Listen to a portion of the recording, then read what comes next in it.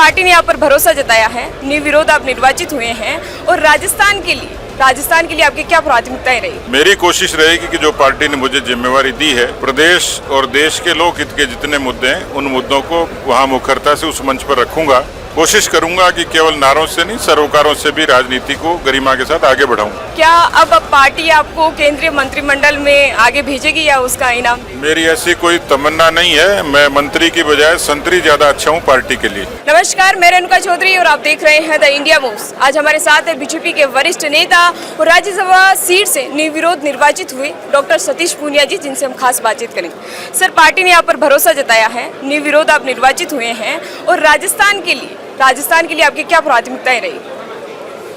Bharatiya Janata party ने मुझे अवसर दिया है, मेरा सौभाग्य है।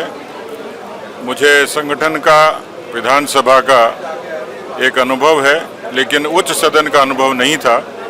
मेरी कोशिश रहेगी कि जो पार्टी ने मुझे जिम्मेवारी दी है, प्रदेश और देश के लोक हित के जितने मुद्दे हैं उन मुद्दों को वहां मुखरता से उस मंच पर रखूंगा। कोशिश करूंगा कि केवल नारों से नहीं, सरोकारों से भी राजनीति को गरिमा के साथ आगे बढ़ाऊंगा।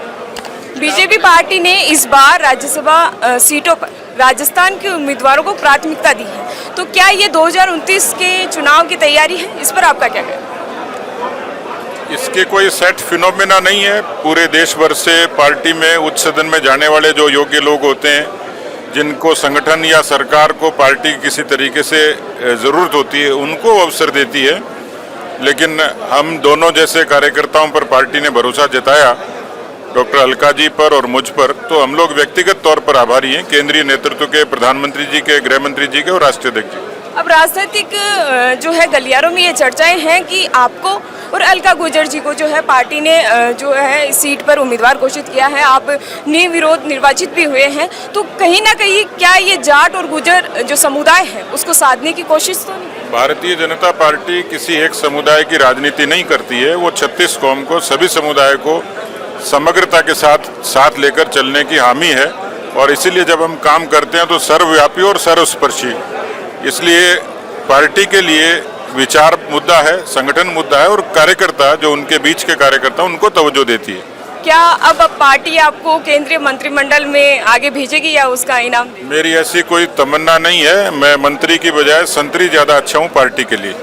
सर, जैसे कि मोदी सरकार के 12 साल पूरे हो गए हैं, विकास के जो 12 साल कंप्लीट हुए हैं, उस पर आपका क्या कहना है? मुझे लगता है कि आज़ादी के बाद देश में जो बड़े बदलाव आए, उसमें आपातकाल का संघर्ष था, राम जन्मभूमि का आंदोलन था, और 14 में मोदी जी जब प्रधानमंत्री के तौर पर नामित हुए थे तो एक बड़ी राजनीतिक क्रांति थी, और मोदी जी ने भी देश की जनता को वाजपेयी जी की जो विरासत थी उसको आगे बढ़ाया। वैचारिक मुद्दों का समाधान किया, राम मंदिर से लेकर 370 जो बुनियादी मुद्दे थे, उज्ज्वला, आयुष्मान, आरोग्य, आवास, ये तमाम चीज़ें थी जिससे देश के लोगों में बदलाव आया, उनको एक सहूलियत मिली। राजस्थान में यानी प्रदेश में अभी स्वास्थ्य जो सेवाओं को लेकर काफ़ी जो बनी हुई है, जैसे बीकानेर में हुआ, उसके बाद कोटा में भी हुआ इससे पहले जो है, और इसको लेकर अब कांग्रेस विरोध प्रदर्शन कर रही है, तो कांग्रेस पार्टी के लिए आपका क्या कहना है? जितनी समस्याएं आज दिखती हैं वो कांग्रेस पार्टी ने ही विरासत में दी हैं। उनको 55 बरस तक का अवसर मिला, उन्होंने देश के इंफ्रास्ट्रक्चर को मजबूत नहीं किया। प्रधानमंत्री ग्राम सड़क योजना वाजपेयी जी ने शुरू की, किसान क्रेडिट कार्ड वाजपेयी देते हैं, पीएम किसान प्रधानमंत्री मोदी देते हैं। इस देश के बुनियादी विकास को ताकत देने का काम किया, और इसलिए भारतीय जनता पार्टी और जो हमारी जो सरकारें रही, भैरव सिंह जी से लेके भजनलाल जी तक, वसुंधरा जी के कालखंड में आप देखेंगे तो शिक्षा और स्वास्थ्य के क्षेत्रों में बेहतरीन काम हुआ। लेकिन मैं ये मानता हूँ कि ये ऐसी समस्याएं जिनका तत्काल समाधान संभव नहीं है, पर सरकार की प्राथमिकता है कि इन दोनों सेक्टर्स पर ज़्यादा काम करें। धन्यवाद।